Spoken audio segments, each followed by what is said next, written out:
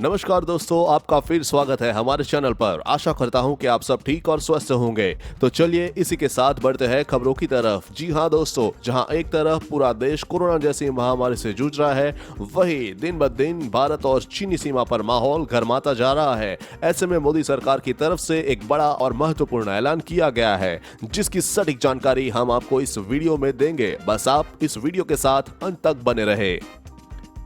इसी के साथ ही दोस्तों, आपको ले चलते हैं आज की मुख्य सुर्खियों की ओर, जहां आपको सबसे पहले बताएंगे देश में कोरोना का क्या है हाल। वहीं इस राज्य में 10 दिन के लॉकडाउन की आज से शुरुआत, आपात सेवाएं जारी रहेंगी। इसी के साथ बताएंगे बाज नहीं आ रहा चीन, अब तिब्बत सीमा के पास बनाई 20 किलोमीटर लंबी सड़क, जानिए पूरा मामला। वही मोदी सरकार लेकर आई महिलाओं के लिए बड़ी खुशखबरी, महिलाओं को भी मिलेगा सेना में बराबरी का हक। इसी के साथ अगली खबर में आप देखेंगे राजस्थान में सियासी गर्मागर्मी जारी। सचिन पायलट ने कहा, कांग्रेस पार्टी केवल गहलोत की नहीं है, भाजपा में नहीं जाऊंगा। वही अगली खबर में आपको बताएंगे आज आपके राज्य का मौसम का हाल और बताएंगे पेट्रोल डीजल के दामों में कितनी हुई बढ़ोतरी। वही यात्रीगण कृपया ध्यान दें, रेलवे ने बदले अपने ये बड़े नियम, नहीं जानने पर हो सकता है भारी नुकसान। इसी के साथ आपको बताएंगे एक बड़ी खबर, राम मंदिर निर्माण के भूमि पूजन को रोकने के लिए हाई कोर्ट में याचिका, जाने क्या दिया तर्क।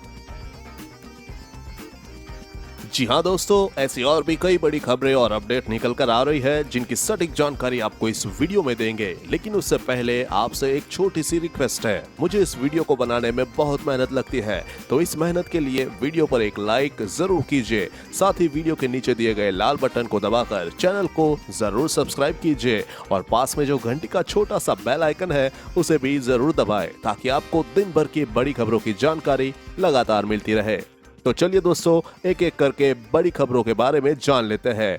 इसी के साथ आइए आज की पहली बड़ी खबर पर नजर डालते हैं। भारत में टूटे सारे रिकॉर्ड, 24 घंटे में करीब 50,000 नए कोरोना केस, 740 मौतें। जी हां, भारत में कोरोना का कोहराम जारी है। यहां कोरोना मरीज की संख्या 12.5 लाख के करीब पहुंच गई है। देश में इस महामारी से मरने वालों की संख्या 30,000 के आंकड़े को पार कर चुकी है। वहीं अमेरिका में कोरोना मामलों की संख्या 40 लाख को पार कर चुकी है और करीब 1.5 लाख लोगों की मौत हो चुकी है। वहीं भारत में इससे पहले एक दिन में इतने कोरोना मरीज कभी नहीं आए। वहीं 8,70,200 लोग इस बीमारी से ठीक होकर घर पहुंच चुके हैं।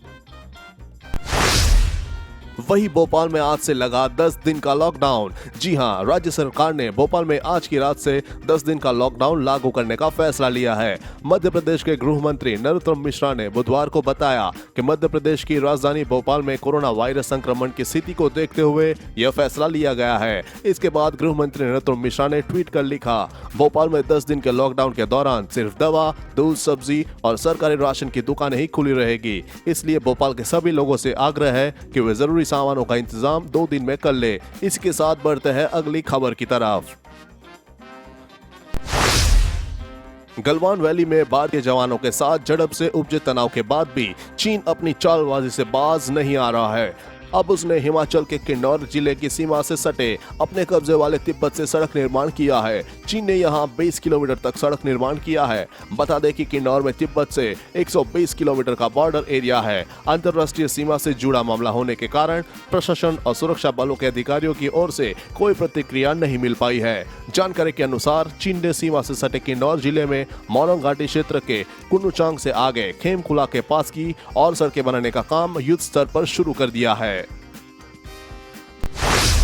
वही चीन को लगा बड़ा झटका, मोदी सरकार ने खरीद के नियमों को बदला, होगा पड़ोसी मुल्क को नुकसान। जी हां दोस्तों, सीमा पर मौजूद तनाव के लिए मोदी सरकार ने चीन को घरेलू बाजार में भी झटका देने वाला कदम उठा लिया है। सरकार ने चीन समेत उन देशों से सार्वजनिक खरीद पर नियंत्रण लगा दिए हैं जिनकी सीमाएं भारत से लगती है। इन देशों का कोई कर्म सुरक्षा मंजूरी और एक विशेष समिति के पास पंजीकरण के बाद ही टेंडर भर सकेगी। बताते चले कि चीन के साथ सीमा विवाद के बाद यह कदम उठाया गया है। इसी के साथ आगे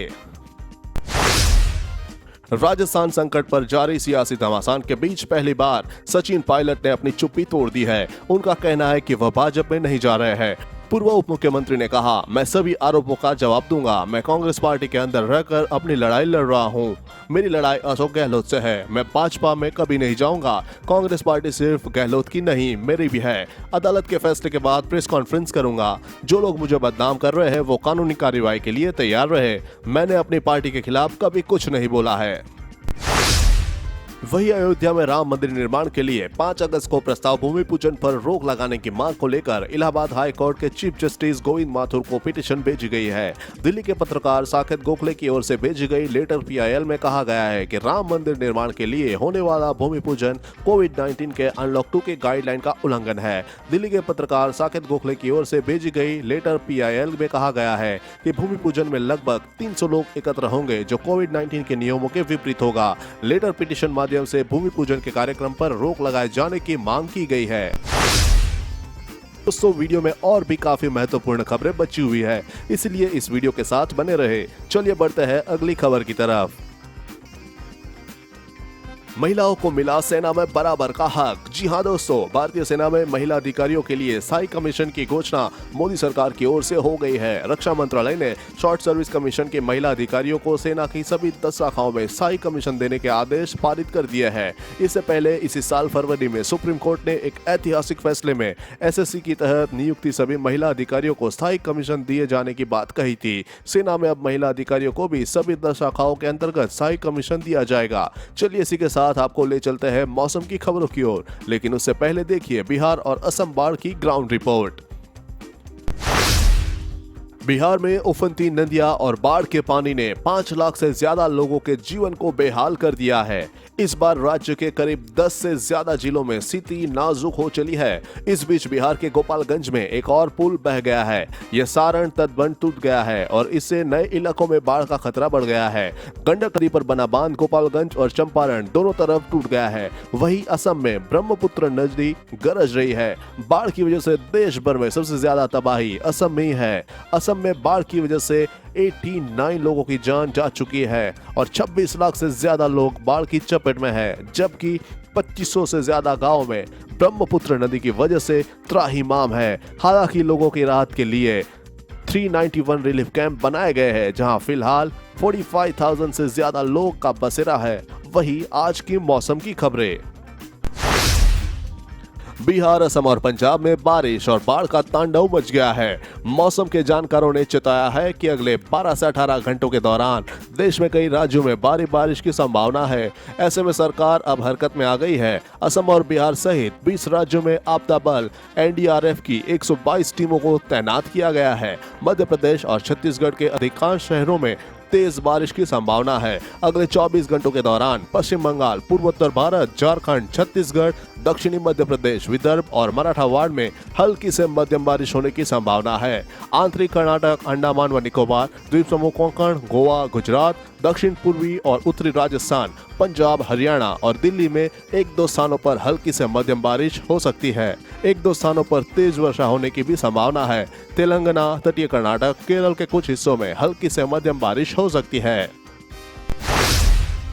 वही आज भी पेट्रोल डीजल के दाम में नहीं हुआ बदलाव। दिल्ली, मुंबई और चेन्नई और कोलकाता में पेट्रोल और डीजल के दाम पहले की तरह ही है। आज दिल्ली में पेट्रोल की कीमत 80 रुपीज 43 पैसा प्रति लीटर है। वही डीजल की कीमत 81 रुपीज 64 पैसा प्रति लीटर है। IOCL की वेबसाइट से मिली जानकारी के अनुसार कोलकाता, मुंबई और चेन्नई में 1 लीटर पेट्रोल की कीमत क्रमशः 82 रुपीज 10 पैसा, 87 रुपीज 90 पैसा और 83 रुपीज 63 पैसा प्रति लीटर है। डीजल की बात करें तो इन महानगरों में इसका दाम क्रमशः 76 रुपीज 77 पैसा, 79 रुपीज 83 पैसा और 78 रुपीज 60 पैसा प्रति लीटर है। इसी के साथ बढ़ते हैं अगली खबर की तरफ।